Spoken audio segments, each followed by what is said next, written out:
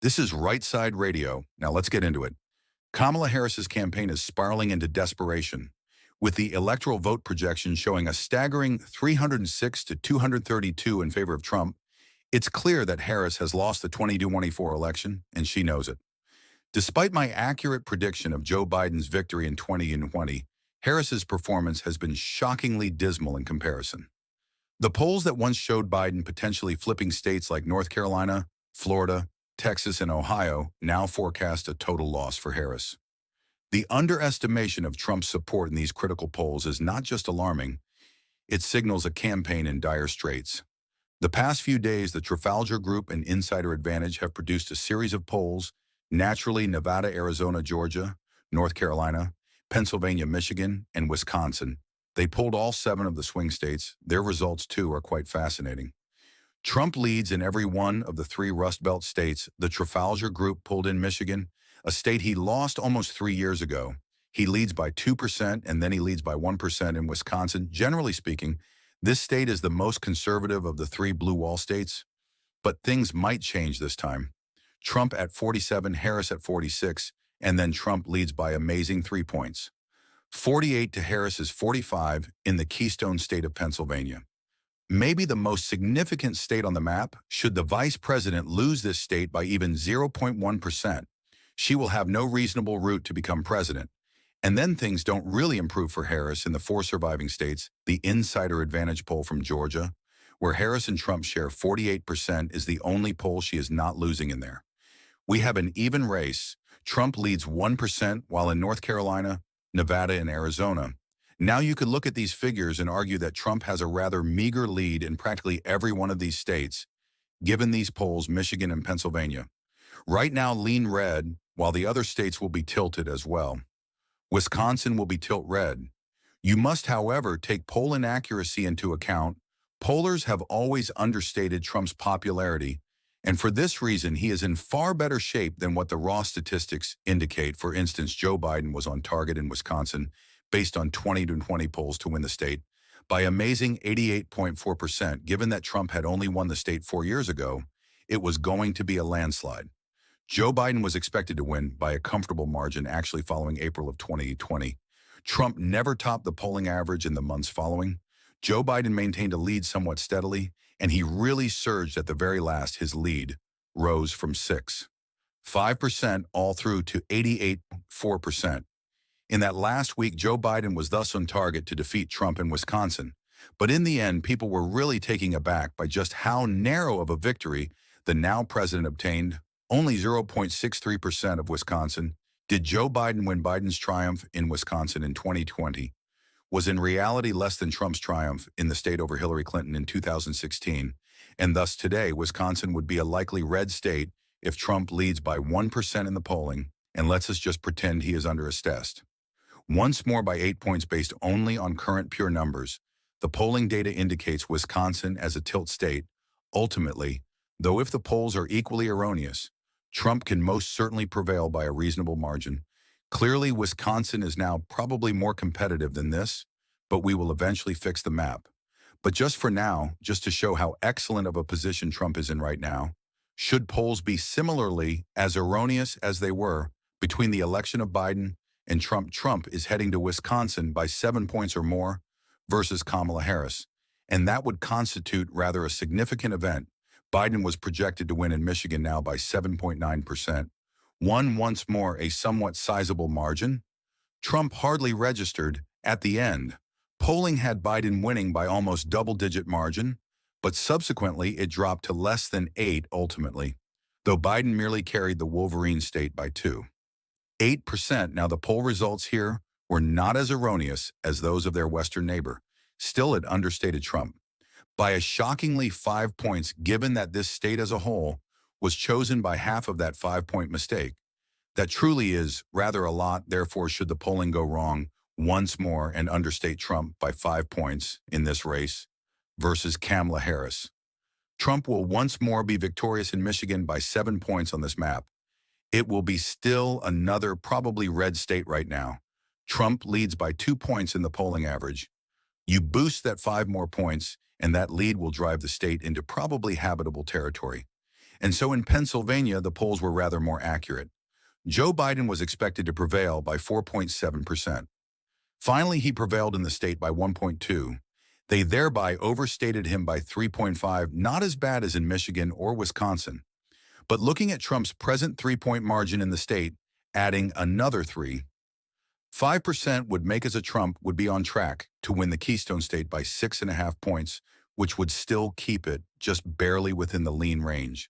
Still in what is arguably the most significant state on the map, the former president would emerge, victorious dominantly then, with the 4 Sun Belt states, I would say, that polling here has usually been more accurate than it was up north. Still, they clearly overestimate Democrats looking at the polling data for Georgia.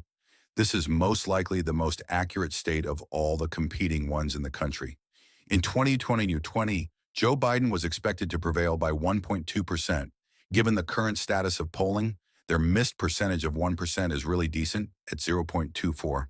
Joe Biden finally secured the Peach State, marking the first Democrat to carry Georgia since Bill Clinton in 1992. They so were able to forecast the triumph of the incumbent president here. Although they still overstated his margin, and considering his performance tonight, we have a tie between Harris and Trump.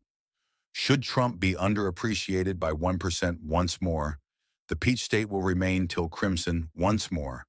This is only for decorative needs. Later on in this video, we shall return and correct the map, turning now to North Carolina. This state people were sure Joe Biden would prevail in the most recent election. People were taken aback, especially when Georgia chose the current president instead of North Carolina, since Trump did not lead over Biden at any one moment in time. Across the whole 2020 campaign, the TCK Hill state was destined back toward the Democrats. They had not won this state since 2008. Joe Biden was primed for triumph. Still, Cal Cunningham most likely had the cause of his loss. The Senate despised it, since the exposed cheater on his wife was hated. His wife left him in October. That was simply a major state scandal for North Carolina Democrats. It served as essentially the October surprise. Biden lost most likely from this as well. The polled nearly 3% above the presidency. Trump prevailed by 1.3% finally in North Carolina. Out of the 7 competitive states today, only one has visited the previous president in both 2016 and 2020 regarding North Carolina. Trump seems rather unlikely to lose it. This time, he will triumph it 3 times in a succession. Should the polls understate him by 3 points, once again he will be able to win the state by 4%. North Carolina will thus be lean red if we correct for the past inaccuracy. Nevada was next. The polling was not bad, but it still did over an expected bid by 3 points. The statistics show he was meant to win by 5.3%. At last, he beat Trump in the state by 2.4%, the same margin Hillary Clinton secured in Nevada in 2016. Nevada stayed the same as the whole nation turned left from 2016 to 2018. It was a sign of the general GOP trend of the state. Nevada chose a Republican governor in a close contest in 2022, and today Trump has a quite decent chance of being the first Republican to win the Silver State. Since George W. Bush in 2004, for Trump, this would be a somewhat spectacular turnaround. And looking at the polling now, he leads by 1%, correcting for the 2020 mistake. He's going to carry Nevada 4 points on our map. It will be still another lean red state. And then at last in Arizona, once more the polling was not bad, but it most obviously overestimated Democrats. Looking at the figures provided, Biden was expected to triumph by 6%. They did precisely forecast his triumph. He obtained a 0.31% state margin in the polling, so was rather off. They managed to ascertain Biden's winning outcome clearly, though they failed to adequately portray the level of competitiveness the state possessed. Therefore, if we change this 2-point polling error in favor of Biden and then stack that on top of Trump's present 1% edge today, Trump has a 3-point advantage over Harris, and thus, depending on the fresh polling we have, you can see that Trump is going to completely smash Kamala Harris in all of the swing states, assuming we correct for the overall error perpetrated with 2020 polls. Furthermore, without the swing states, Harris lacks a road to triumph. We will now complete the remaining portion of the map so that you may identify which states Trump truly needs, which ones are merely accessories. I will thus fill in the firm states and probably states now. for both contenders. These are all the states that truly won't be highly contested. One contender clearly has a somewhat significant advantage in the states over the other. Like he has done in the past two election cycles, Trump is therefore essentially going to win all the states in the middle of the nation, not going to be excessive drama. There indeed, states like Texas and Florida were regarded as competitive in 2020 alongside Iowa and Ohio. That is no longer the case. Trump is going to comfortably prevail in those contests. And so with all of these solid and likely states filled in, Harris, we will eliminate the 7 swing. States Trump will be at 219. Thus, essentially at this moment, with just the competitive states left, Trump is already just 51 electoral votes from the presidency. Now we will be filling in a few more states. These will be the lean states. They will probably go one way or another together with the 2nd District of Nebraska, New Mexico, Minnesota, New Hampshire, and Maine are all lean blue states, and thus now we are left essentially with the 7 swing states plus Virginia, which is usually regarded as the most competitive, though they only have just 106 electoral votes. They truly have all the influence. I shall. So start with Virginia in order to cover these 8 last states. It will most likely slink slightly towards Harris Democrats. Have a long track record of winning the state, though it's honestly not quite definitive. They haven't lost it since 2004, to be honest. It doesn't change too much of the arithmetic if Virginia goes red and Trump loses the election, or if Virginia goes blue. Thus, we now have the 7 states that the Trafalgar Group and insider knowledge drew under influence.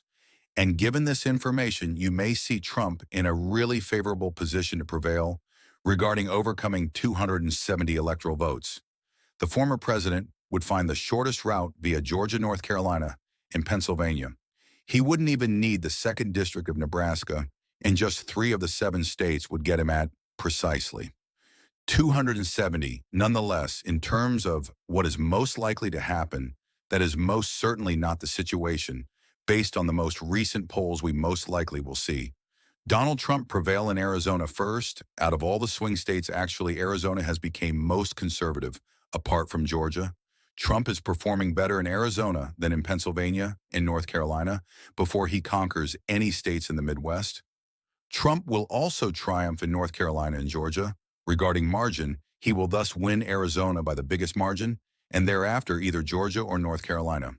This ranks him at 262. He can thus already win any one of the 3 Midwestern states. Like in other times, Trump is also performing far better in Pennsylvania than in other states. Keystone State has been moving to the right. Furthermore, Tim Walsh's influence will be felt considerably more in rural Michigan and Wisconsin, not nearly as much in Pennsylvania, hundreds of miles east, since Kamala Harris selected Walsh to be her running buddy. And so Pennsylvania is most likely the state that gets Trump over 270. My present estimate indicates that it will be lean red, and hence Trump is already done at this moment. He's worked on it. He passed the election. He can yet win a couple more states. Though right now, I also have Nevada, Michigan, and Wisconsin as lean red. These 3 states clearly will be really close together if Harris wins some of these. I wouldn't be shocked should she win any. Michigan first will most likely be followed by Nevada. Then Wisconsin, she will not be able to win the election, though. Even if she gains these 3 states, she would still lose to Trump, even if she might also win Arizona. And so that truly emphasizes how excellent of a position the former president currently holds over the past 2 election cycles. Never at any one moment have the poll indicated that Trump would be victorious each single time they have. Trump losing, originally expected to be a Hillary Clinton landslide. In 2016, Trump ultimately turned 6 states 5 in the Midwest, essentially all the Midwest, except for Minnesota and Illinois. He then also turned the Sunshine State of Florida upside down for Biden. 2020 was meant to be a modern-day landslide. Still, Biden hardly prevailed in the end. His triumphs in Arizona, Georgia, and Wisconsin helped him to recover over 270. He would have lost the election totally if he had not prevailed in 3 states. 2020 was thus a very, very tight contest, decided by razor-thin margins in 3 states. Even though Biden won 306 electoral votes. Fortunately for Democrats, this meant, though, now is quite different. Trump is leading historically based on the surveys. Real Clear Politics suggests that his electoral vote count is 281. Harris and Walz at just 257 polls are essentially deadlocked in Nevada, Wisconsin, and Michigan. Clearly, these will be close battles. Trump is winning them here, given how much the polls have overstated Democratic support here in the past. Harris leading in the polls here doesn't actually mean too much, considering J.D. Vance's very strong performance against Tim Walz in the vice presidential debate, which is most likely the last debate of this cycle, and the one that people will be thinking about right now, especially in light of this new data. I believe Trump is in a quite good position to win. Trump has configured himself for a second triumph as the 47th president. He will be back at the White House right now. I could see him realistically garnering up to 312 electoral votes. Really appreciate you folks watching right now. Make sure you enjoy, comment, and subscribe for more material like this heading up to the November election.